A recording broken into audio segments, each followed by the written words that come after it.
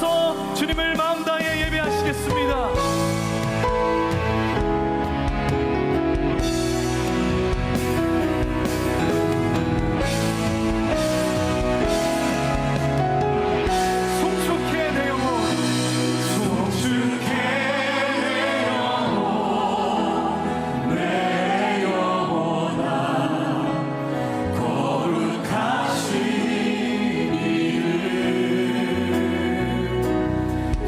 기적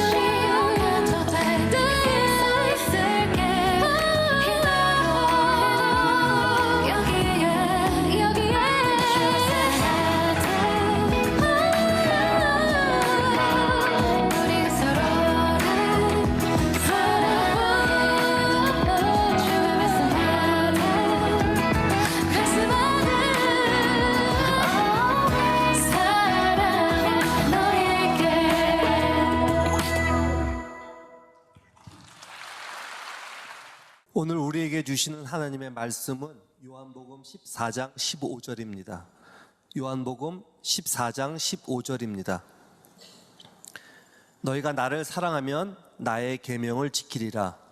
이는 살아계신 하나님의 말씀입니다. 아멘.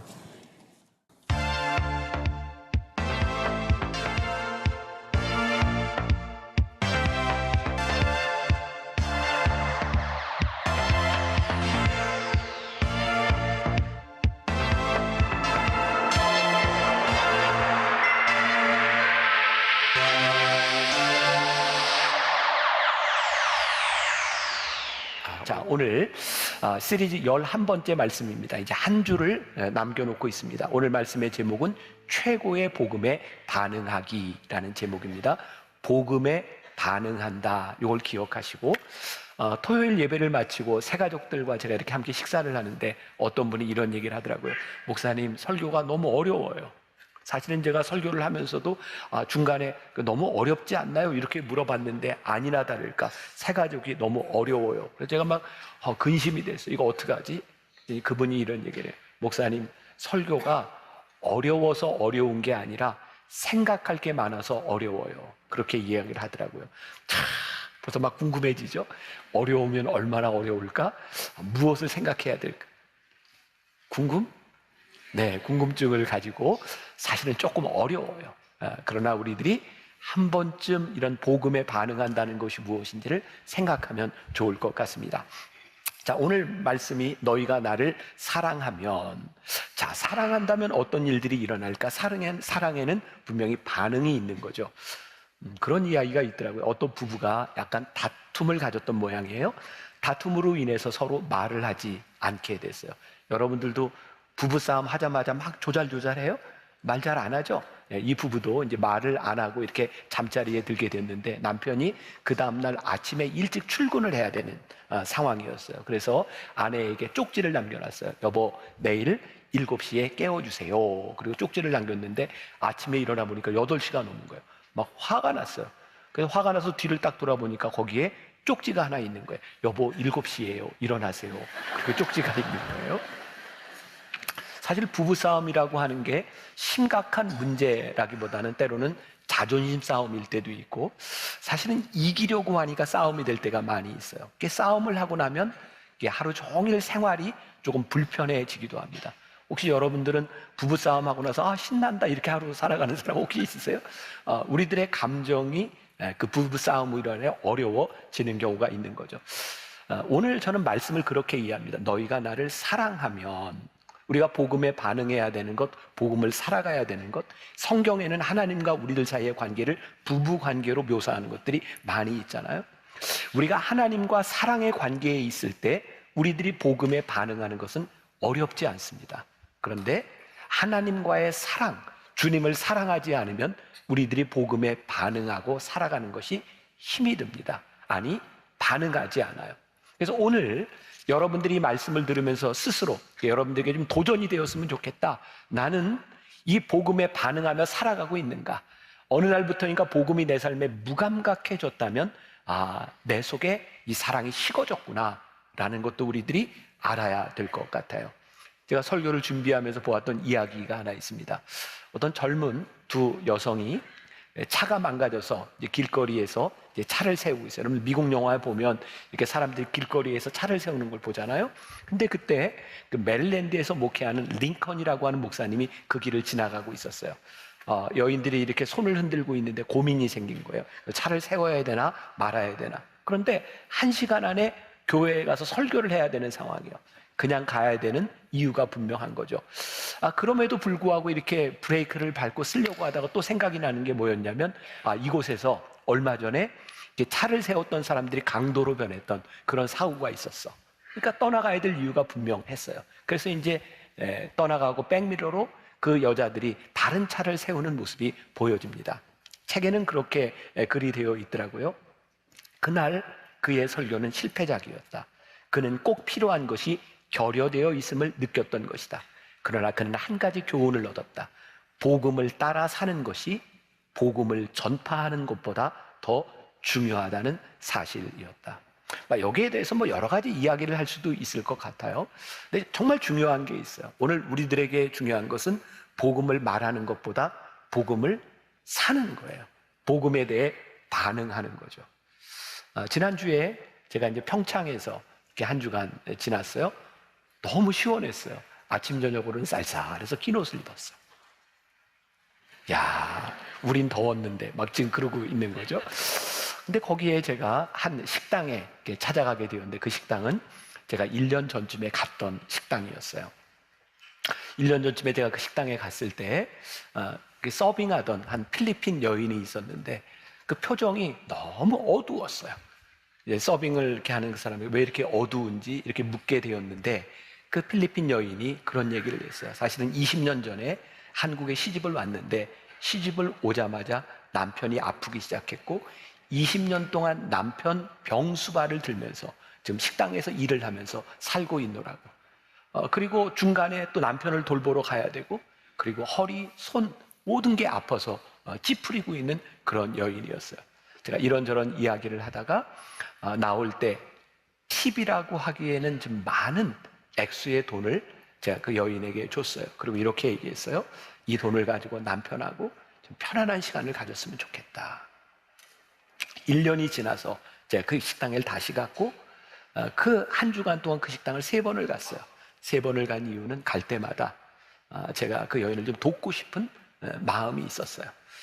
그리고 제가 그 시간을 지날 때 제가 아침에 이 설교 원고를 가지고 읽으며 묵상하던 때였어요. 제 손길이 저에게 주어진 시간이 참 가벼웠어요. 왜냐하면 그냥 제 삶의 복음에 합당한 행동을 내가 하고 있다는 생각이 들었기 때문이었어요. 우리가 누군가를 사랑한다고 하는 건 내가 잘 되는 것이 아니죠. 내가 누구를 사랑한다고 하는 것은 그 사랑 때문에 우리들이 무언가를 할 수 있는 것. 오늘 말씀이 너희가 나를 사랑하면 우리가 주님을 사랑한다면 너희들이 그 계명을 지키리라. 우리가 주님을 사랑한다면 우리들의 삶에 일어날 수 있는 그 일들이 복음에 반응하는 일들이 아닐까. 지난주에 김여우수아 목사님이 말씀을 전하면서 2시 반 예배 때 팬인가 제자인가 라는 제목으로 말씀을 전했어요. 궁금한 분들은 유튜브로 들어가서 지난주 설교를 한번 들어도 굉장히 좋았어요. 이 팬인가 제자인가라고 하는 제목은 카일 아이들먼이 쓴 책 제목입니다. 영어 제목은 Not a Fan이라고 하는 그런 제목인데 제가 1년 전 이 원고를 써놓았던 그 원고에 그 내용이 들어있어서 저는 또 하나님 참 기가 막히게 이게 말씀을 연결해주고 계시구나라는 생각을 하게 돼요. 카일 아이들먼이 이 Not a Fan이라고 하는 책에서 그런 질문을 던집니다. 여러분들은 예수님의 팬입니까? 제자입니까? 팬은 어떤 사람이에요? 누군가를 굉장히 열정적으로 좋아하고 열광하고 그 사람을 이렇게 환호하지만 언제든지 대상이 바뀔 수 있고, 팬은 누군가를 좋아하지만 절대로 희생하지 않는다는 거예요. 헌신하지 않는다. 그러나 제자는, 우리가 주님의 제자가 된다고 하는 것은 주님을 따라가는 삶이고 주님을 위해 헌신할 수 있는 것, 즉 십자가를 지고 따라가는 것이 제자의 삶이라는 거예요. 여러분, 우리가 하나님을 믿으며 예수님을 따라간다고 하는 것이 어떤 것일까요? 혹시 우리가 번영을 꿈꾸며 예수를 믿고 있나요? 제가 늘 그런 얘기하죠. 예수를 믿고 우리들이 축복을 받는 것은 너무나 당연한 일이고 그것이 잘못된 일은 아닙니다. 그러나 우리들이 신앙으로 살아가는 우리들의 삶의 목적이 번영은 아니에요. 왜?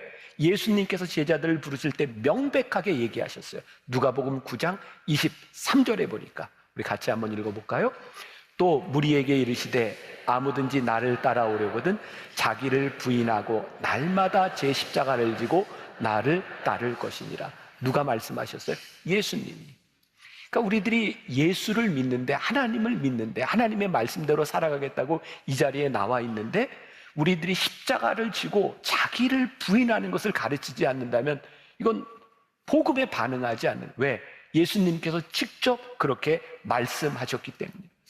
우리가 예수님을 믿는 차원에서 머무르는 것이 아니라 믿는 사람이 복음 앞에 반응한다는 것은 내가 나를 사랑한다면 네가 내 계명을 지키리라 라고 말씀하셨어요. 유명한 독일의 디트리히 보네포 목사님은 이런 말을 했어요. 그리스도가 한 사람을 부르실 때는 그에게 와서 죽으라고 하신다. 하나님이 우리를 부르셨을 때 우리들에게 죽으라고 말씀하시는, 단순한 죽음이 아니라 그리스도를 따라가는 삶에 자기를 부인하는 죽음을 우리들에게 말씀하고 있어요. 정상적인 그리스도인의 삶은 십자가를 지는 게 맞습니다. 십자가를 진다고 하는 것은 우리들에게 고난만을 의미하는 게 아니에요.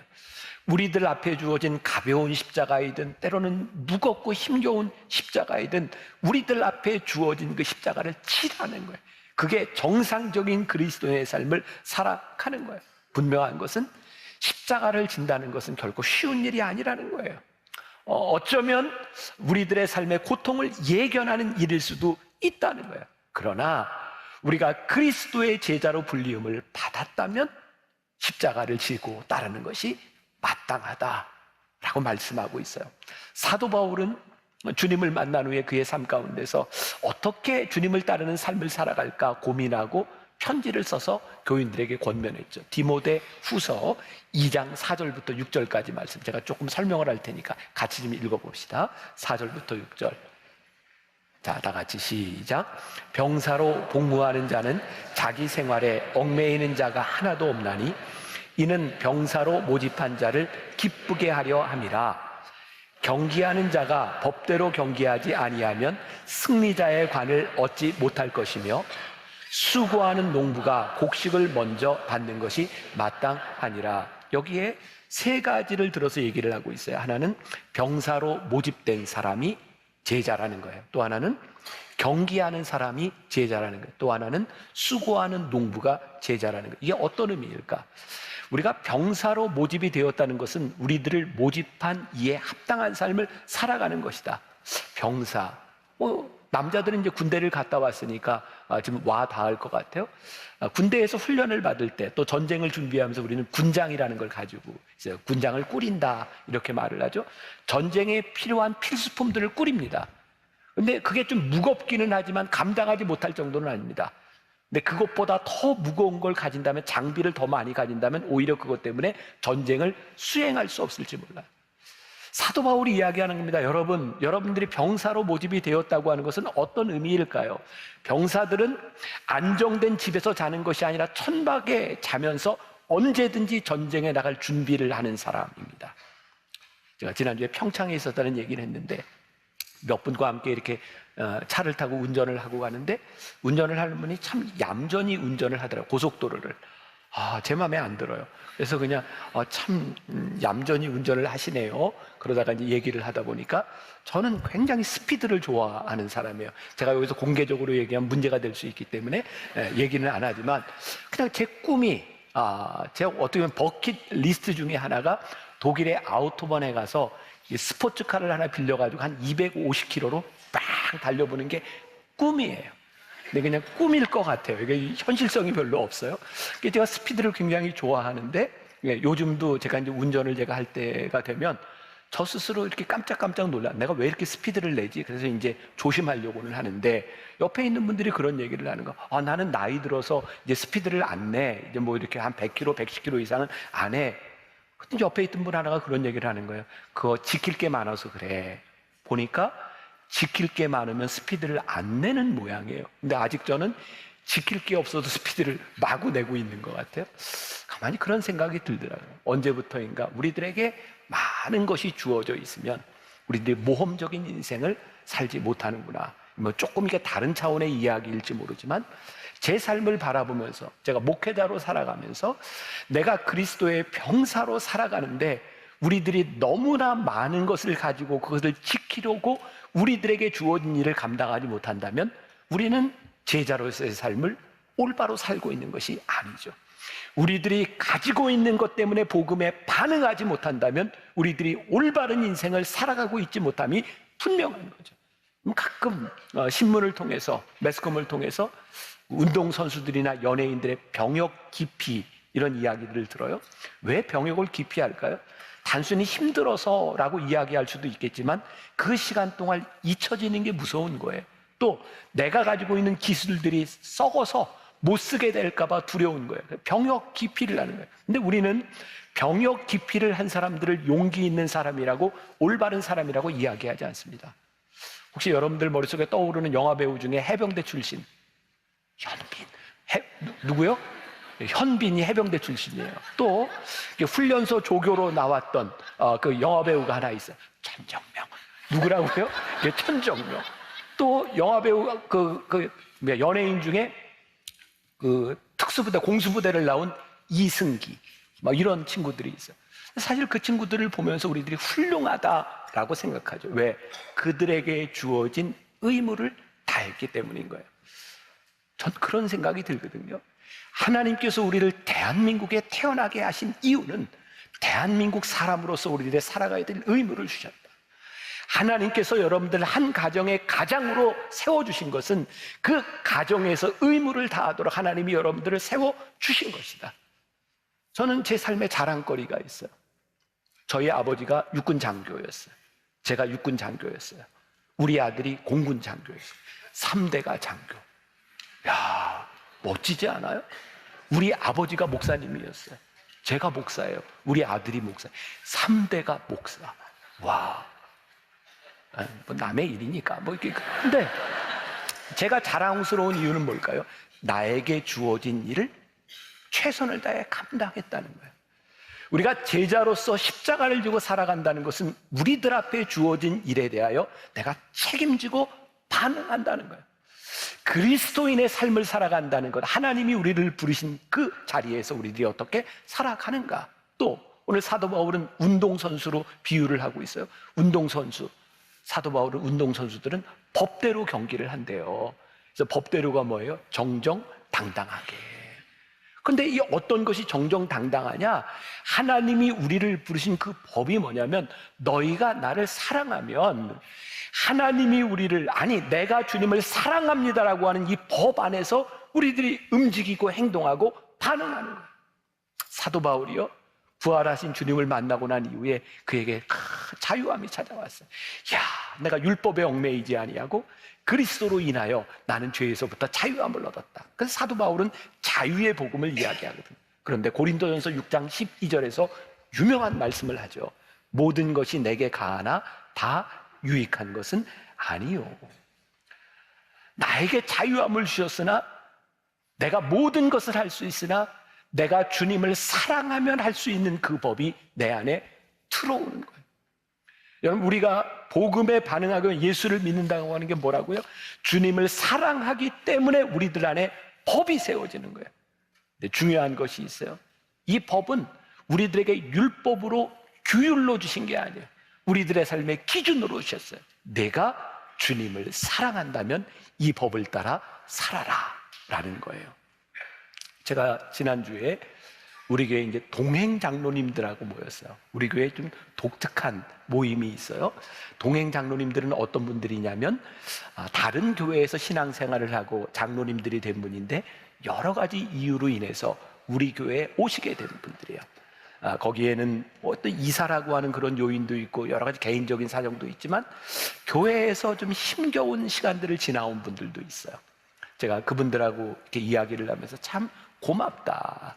여러분들이 만나교회에 와서 여러분들이 이렇게 잘 섬겨주고 이렇게 믿음의 공동체를 이룬 것이 참 고맙다. 그러면서 제가 이런 얘기를 했어요. 그분들 모임이 굉장히 커졌어요. 모일 장소도 없다 그래요. 근데 제가 그런 얘기를 했어요. 우리 교회는 법이 있습니다. 이게 율법을 이야기하는 것이 아니라 우리들 스스로, 우리는 장로님들부터 목회자에서부터 우리들이 가지고 있는 특권들을 내려놓는 게 우리 교회 법입니다. 우리 장로님들 여기 와서 잘 섬겨주시는데 우리가 믿음의 연조가 높으면 높을수록 우리들이 가지고 있는 특권을 내려놓는 일들이 우리들의 법입니다. 그렇게 잘 섬겨주세요. 근데 그 이야기를 하면서 제 마음이 기쁜 거예요. 우리 교회가 우리들이 가질 수 있는 것, 우리들이 얻을 수 있는 것, 우리들이 무엇이든 할 수 있는 것을 하는 것이 아니라 모든 것이 가하나 모든 것이 유익한 것은 아니니. 그러면 제가 또 이런 이야기를 했어요. 우리 교회는 내 친지나 우리 자녀들이 되면 손해를 보는 교회입니다. 왜냐하면 제가 목회를 하는데 만일 제 친척이기 때문에, 내 자식이기 때문에 내가 특혜를 주거나 다른 사람들에게 도움을 준다면 내가 어떻게 목회를 하겠습니까? 그러니까 우리 교회는 나와 친해지면 손해를 봐야 되는 교회입니다. 내가 생각해도 멋져요. 그죠? 우리들이 하나님 앞에서 우리들이 가지고 있는 것을 내려놓을 수 있는 것, 내가 주님을 사랑하기 때문에 주님의 사랑으로 인하여 모든 것이 가하나 모든 것이 유익한 것이 아님을 이야기할 수 있는 것. 자, 또 6절에 보니까 농부의 예를 들어서 이야기를 하고 있어요. 이 예화의 핵심이 무엇일까요? 열매를 얻기 위해서는 수고가 따른다는 거예요.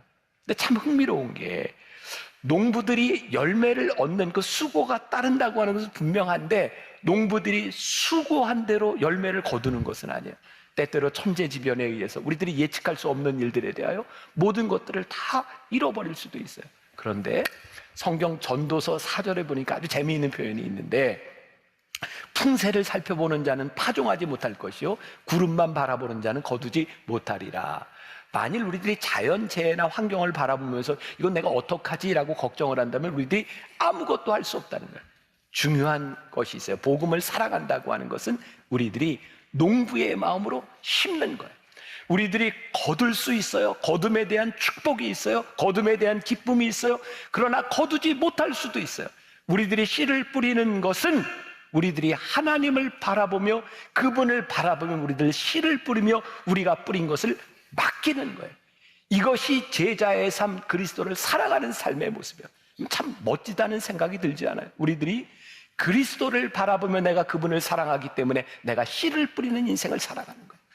그것이 어떤 열매가 되든 우리들에게 중요한 것이 아니에요. 우리들에게 중요한 것은 그분을 따라가는 삶에 우리들이 그 삶을 살아가는 거예요. 사도 바울이 이야기할 때 바로 그런 주님을 따라가는 삶에 대해서 이야기를 하고요. 자, 이제 우리들이 복음에 반응한다고 하는 것, 예수를 믿는다고 하는 것이 어떤 것인지를 한번 생각해 보자. 자, 이제 오늘 여러분들에게 주려고 하는 가장 큰 도전 중에 하나요. 나는 복음에 반응하기 위해서 어떻게 살아가는가. 제가 설교 준비를 하면서 보았던 예화 가운데 하나인데, 옛날 남북전쟁, 미국의 남북전쟁 시대에 그 전투 이름이 프레드릭스버그라고 하는 대전투가 있었대요. 굉장히 치열한 전투가 있었고요. 이건 미국 역사니까 먼저 기억하지 않아도 돼요. 아무튼 이 내용이 뭐냐면, 정말 치열하게 백병전이 벌어지고 사람들이 막 쓰러져 있는 상황에서 잠깐 휴전 상태가 되었는데, 북군의 한 병사가 물통을 가지고 나온 거예요. 그 이제 그 부상 입은 병사들한테는 막 뛰어가니까 남군에서 사격을 한 겁니다. 근데 이 병사가 물통을 가지고 북군에게만 이렇게 주는 것이 아니라 남군 병사들에게도 물을 주더라는 거예요. 그래서 사격 중지, 그리고 양편이 다 사격 중지를 하고 1시간 동안 부상자들을 돌보기 시작했대요. 그때 남군 장교 하나가 이 북군 병사에게 찾아와서 이렇게 물었답니다. What's your name? 너 이름이 뭐야? 그랬더니 이 사람이 이렇게 대답을 하더니 I am a Christian. 저 그리스도인입니다. 이름을 물었을 때 이 사람은 자기 부모가 자기에게 주어진 자연인의 이름을 이야기한 것이 아니라 나를 부르신 그리스도인, 나는 그리스도인입니다 라는 이야기를 하고 있어요. 우리가 왜, 한국 교회가 왜 이 세상의 손가락질을 받으며 왜 우리들이 그리스도인다운 삶을 살지 못한다는 이야기를 들을까? 우리들이 진정한 그리스도인으로서 복음에 반응하지 않는다. 우리들이 복음을 믿는다고 이야기하지만 복음에 반응하지 않는다는 거예요. 자, 우리들에게는 그런 두려움이 있어요. 복음으로 우리들이 살아가고 복음으로 반응한다고 했을 때 우리들이 뭘 얼마나 바꿀 수 있고 우리들이 얼마나 완전할 수 있을까요? 자, 제가 여러분들에게 분명히 말씀드릴 수 있는 게 있어요. 저를 포함해서 우리들 모두가 복음으로 산다는 것이 우리들의 삶의 완전을 이야기하지 않습니다. 우리는 복음에 반응하며 살아갈 때에 불완전하고, 우리는 실수할 수 있고, 우리는 실패할 수 있어요. 중요한 것은 우리의 실패에 대한 문제가 아니라 우리들이 복음으로 반응하며 살아가기 시작할 때 하나님과 우리들 사이에 인터랙션이 생기는 거예요. 어떤 인터랙션? 우리들이 잘못 가고 있을 때 하나님이 우리의 인생을 교정해 주세요. 우리의 인생에 하나님의 인도하심을 우리들이 경험할 수 있어요. 만일 우리가 반응하지 않고 있기 때문에 하나님과의 어떤 관계도 여러분들이 느끼지 못하고 살아가고 있다면 우리가 주님을 사랑하지 않는 것이요, 우리들이 복음에 반응하지 않는 것이죠. 여러분들에게 제가 주고 싶은 오늘의 도전이에요. 완전하기 때문이 아니라 우리들이 하나님 앞에 복음으로 반응하고 믿음으로 살아갈 때에 우리를 교정하시고 인도하시는 하나님의 손길을 경험할 수 있으면 좋겠다. 혹시 여러분들 가운데 그런 기도 해보신 적 있어요? 하나님, 저 좀 혼내주세요. 혹시 그런 기도 해보셨어요? 하나님, 저를 좀 혼내주세요. 여러분들의 인생에, 아니 우리 인생에 하나님께 혼나는 게 축복이라는 생각을 해보셨어요? 하나님이 우리를 혼내신다고 하는 것은 우리들이 하나님과의 관계 속에 들어있다는 이야기입니다. 유명한 공자의 이야기죠. 공자가 제자들과 함께 길을 가는데 그 길 옆에서 어떤 사람이 소변을 보고 있는, 길거리에서. 그러니까 공자가 막 호통을 치고 혼냅니다. 그리고 길을 가는데, 길을 가다 보니까 어떤 사람이 길가에서 큰일을 보고 있는 거예요. 그러니까 제자들이 생각할 때 저건 이제 죽었다, 소변을 보는데도 저렇게 혼나는데, 근데 공자가 아무 소리를 않고 지나가는 거예요. 제자들이 공자에게 묻죠. 왜 저 사람은 야단치지 않습니까? 그랬더니 공자가 이렇게 얘기합니다. 저 인간은 야단쳐도 들을 인간이 아니기 때문이다. 그리고 지나가요. 책망도 들을 만한 사람이 듣습니다. 우리들이 믿음으로 살아가고 복음에 반응하기 시작하며 우리들이 불완전할 때 하나님의 책망을 받는 것이 우리들에게 축복입니다. 왜? 우리의 삶을 교정하심을 우리들이 경험할 수 있기 때문입니다. 신앙은 내 마음대로 살아가는 것이 아니라 내가 주님을 사랑하기 때문에 그 계명을 지키기 위하여 복음에 반응하기 시작할 때 정당한 책망도 받고 그리고 순종하는 길을 살아가는 것이 믿음의 삶을 살아가는 거예요. 오늘 여러분들에게 도전하는 거예요. 우리는 우리의 삶의 한가운데서 하나님과의 인터랙션을 우리들이 경험하고 살아가고 있는가? 자, 제가 이 지점에서 어제 설교를 하다 좀 어려울 수도 있겠다라고 얘기했던 지점인데, 제가 참 오스왈드 챔버스를 참 좋아해요. 그 글이 너무 좋아요. 근데 여기 복음 반응에 대한 그 주님은 나의 최고봉에 나오는 글인데 혹시 여러분 듣다가 좋으면 이렇게 스마트폰으로 찍어 놓으셔도 괜찮아요. 제가 좀 읽어드립니다. 주님은 절대로 순종을 강요하지 않으십니다. 주께서는 우리가 무엇을 해야 하는지 아주 강하게 말씀하시지만 절대로 강제로 시키지 않으십니다. 우리는 주님과 하나가 된 마음 가운데 주님께 순종해야 합니다. 바로 이러한 이유 때문에 주님께서는 제자도를 말씀하실 때마다 언제나 만일이라는 단어를 사용하셨습니다. 당신이 원하지 않으면 그럴 필요가 없다는 뜻입니다. 아무든지 나를 따라오려거든 자기를 부인하고 제자가 되려는 사람은 주님을 위해 자기 권리를 포기하라는 말씀입니다. 만일 주님과 나의 관계가 사랑이라면 나는 조금도 주저하지 않고 주님께서 말씀하신 것을 행할 것입니다. 만일 주저한다면 이는 내가 주님 외에 주님과 경쟁 상대인 다른 사랑의 대상이 있다는 뜻입니다. 그 다른 대상은 바로 나 자신입니다. 복음에 반응한다는 것은 순종인데요. 순종은 복종과 다른 거예요. 우리가 복음에 반응한다고 하는 것은 억지로 하는 것이 아니라 내가 주님을 사랑한다면 우리들이 순종하는 거예요. 다시 한번 이야기해요. 최고이신 주님께서 우리들에게 주신 이 복음, 주님을 사랑하면이라고 하는 것은 우리들에게 규율과 율법이 아니에요. 기준을 주셨어요. 너희가 나를 사랑한다면 너희들이 이 계명을 지켰으리라. 제가 10시 예배 때도 그렇게 물었어요. 여러분들은 왜 여기에 예배 드리러 나오셨습니까? 여러분, 하나님 믿으러 나오셨죠. 말씀대로 살려고 나오셨죠.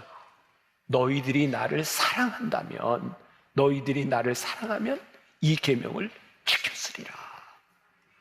그런데 우리들에게 이 복음에 반응하는 삶이 우리들에게 있는가? 자, 오스왈드 챔버스가 또 복음은 지금 반응입니다라는 이야기를 하고 있어요. 조금 읽어드려요. 참 좋은 글입니다. 하나님의 명령은 지금이지 나중이 아닙니다. 이 부분에서 우리가 가장 많이 논쟁합니다. 우리는 어떤 일을 하는 것이 옳다는 것을 알지만 지금 당장 하지는 않겠다고 말합니다.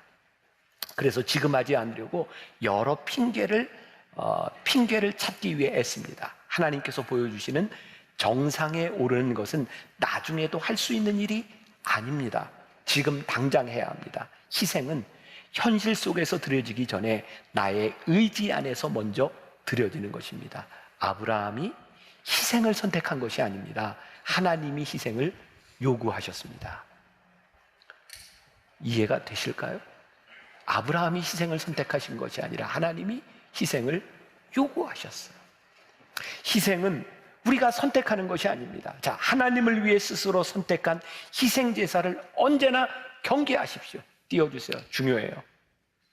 나의 희생은 질병이 될 수 있습니다. 만일 하나님께서 달콤한 잔을 주시면 은혜로 마시고 쓴 잔을 주시면 주님과 함께 마시기를 바랍니다. 우리가 착각하는 것이 있죠. 하나님께서 우리들에게 주시는 이 복음에 대한 반응이 힘들다고 생각하는, 아니요. 하나님께서 여러분들에게 달콤한 잔을 주실 때 은혜로 먹으십시오. 하나님께서 여러분들에게 쓴 잔을 주실 때 그 고난에 참여하십시오. 복음에 반응한다고 하는 것은 우리들이 가리는 것이 아니라 지금 우리들의 삶에 일어나는 모든 영역 가운데서 우리들이 반응하는 거예요. 제가 요 몇 주 동안 이렇게 쉬는 시간을 가지면서 저에게는 참 복된 시간이었던 것 같아요. 그러면 제가 묵고 있던 숙소가 굉장히 방이 적어서 뭐 책을 읽을 수 있는 상황은 아니었는데 다행히 그 방 앞에 발코니가 있었어요. 제가 한 새벽 6시, 5시 반쯤 되면 이렇게 날이 이렇게 밝아오기 시작하는데 그 시간에 저는 이렇게 밖에 나가서 말씀을 묵상하고 말씀을 듣고 책을 읽고 그 말씀들을 계속 이렇게 묵상하며 이렇게 살아가는데 제 삶의 모든 영역이 복음에 적용이 되는 거예요. 내가 살아가는 것들에 대해서, 내가 행동하는 것들에 대해서. 아, 그렇구나. 하나님께서 우리들에게 달콤한 잔을 주시면 은혜로 마시세요. 쓴 잔을 우리들에게 주시면 주님과 함께 마시도록 하세요. 하나님을 사랑하는 자들이 반응하면 아무리 하찮은 일일지라도 그 일이 거룩하게 변화됩니다. 여러분들의 삶에 여러분들의 주어진 그 시간들에 대하여 우리들이 복음으로 반응하기 시작할 때 그 일들이 우리 안에서 거룩하게 변화되는 거예요. 한 가지 글만 더 읽어드립니다. 하나님과 깊게 하나가 되면 주님께 나를 어떻게 인도해 달라고 끊임없이 간구할 필요가 없게 됩니다. 잘 기억하세요. 전적으로 동의합니다. 거룩하게 되었다는 뜻은 우리가 하나님의 자녀가 되었다는 뜻이며, 자녀라면 불순종을 원하지 않는 한 자연스럽게 순종할 것입니다. 불순종을 하면 직감적인 갈등이 일어납니다. 영적 세계에서의 직감적인 갈등은 성령의 경고입니다. 성령께서 이러한 경고를 주시면 당장 멈추고 우리의 영을 새롭게 하여 주님의 뜻을 분별할 수 있어야 합니다. 만일 성령으로 거듭난 후에도 주님께 이렇게 저렇게 나를 인도해 달라고 간구하는 것은 경건을 포기하는 것입니다. 저는 여기에 전적으로 동의한다는 이야기를 했어요. 우리는 하나님 앞에 나를 인도해 달라고 매일 기도하면서 그것이 굉장히 믿음 좋은 것이고 경건한 것이라고 착각합니다. 사실은 우리가 주님을 사랑하면 우리들이 그렇게 기도하지 않아도 우리들이 직감적으로 압니다.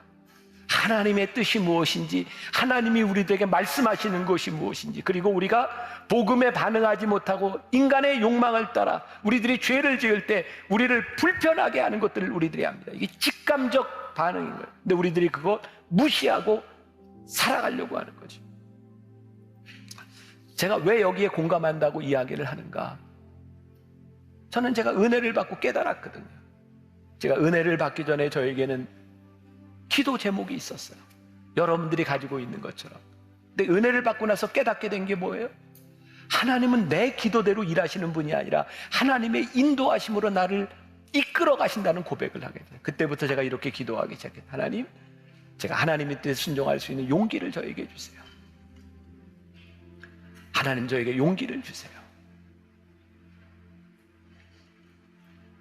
요즘 제 마음이 많이 불편해요.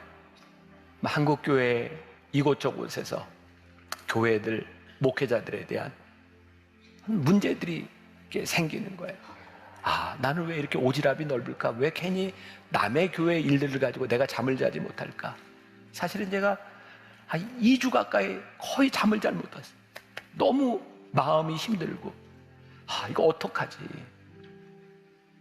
그리고 저에게 든 생각이, 그래, 우리가 책임질 수 있는 일은 우리에게 주어진 일이다. 저는 저에게 주어진 사역을 다 감당할 때까지 용기 있게 순종할 수 있도록 노력하고, 여러분들은 여러분들의 삶의 자리에서 믿음을 지키는 사람들이 되고 직감적 반응을 할 수 있는 사람들이 된다면 그게 우리들이 복음에 반응하며 살아가는 길이라. 몇 주 전에 제가 CBS 라디오에서 인터뷰를 하게 됐어요. 인터뷰 내용 중에 사회자가 저에게 이렇게 물었습니다. 목사님, 하나님의 마음 알기라는 책을 썼는데 어떻게 하나님의 마음을 알아요? 제가 이렇게 물었어요. 어떻게 하나님의 마음을 몰라요? 우리들이 마음을 알려고 하지 않는 거죠. 우리 하나님 믿으며 예배드리고 말씀을 듣는 우리들에게 하나님의 마음을 모르는 것이 문제일까요? 아니잖아요. 하나님의 마음을 알려고 하지 않고 외면하는 것이 문제잖아요. 사실은 하나님의 마음을 우리들이 알아 직감적으로 우리들에게 반응하는 것을 우리들이 무시하고 살아가는 거예요. 그래서 오늘 여러분들에게 도전하고 싶은 거예요. 한 주간 이 세상 가운데 살아가며 여러분들에게 직감적인 반응이 일어나면 좋겠습니다. 그리고 그 마음으로 살아가다가 여러분들이 복음의 능력을 가지고 여러분들이 다시 모일 수 있다면 이 예배가 우리들에게 얼마나 능력 있는 예배가 될 수 있겠습니까? 최고이신 그분께 복음에 반응하는 삶, 내가 나를 사랑한다면 내 계명을 지켰으리라. 말씀을 품고 한 주를 승리하는 여러분들이 되시기를 주님의 이름으로 간절히 축원합니다. 우리 같이 찬양하겠습니다. 다시 복음 앞에.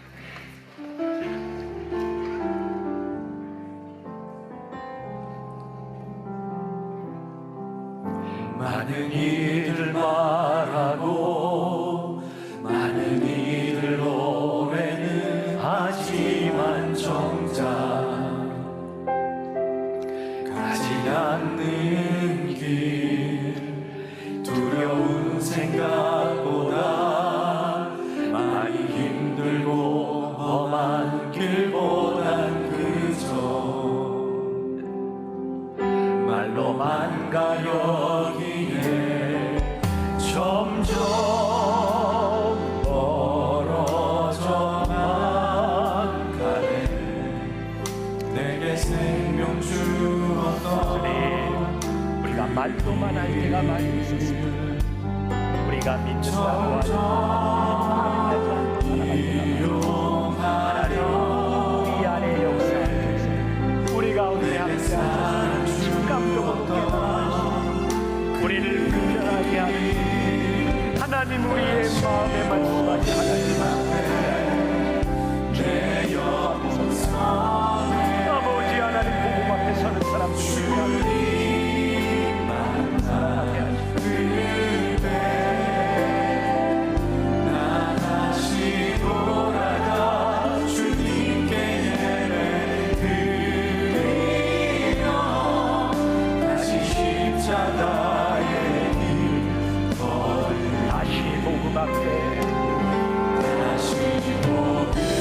우리 함께 기도합시다. 다시 복음 앞에 서게 하여 하나님의 말씀 앞에 반응하게 하여 주님, 우리들이 믿음으로 서게 하여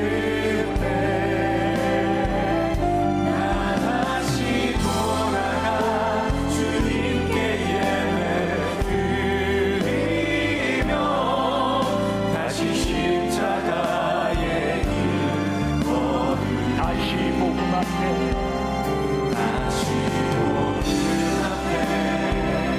내 영혼선에 주님 만나 그때 나 다시 돌아가 주님께 예배드리며 다시 십자가의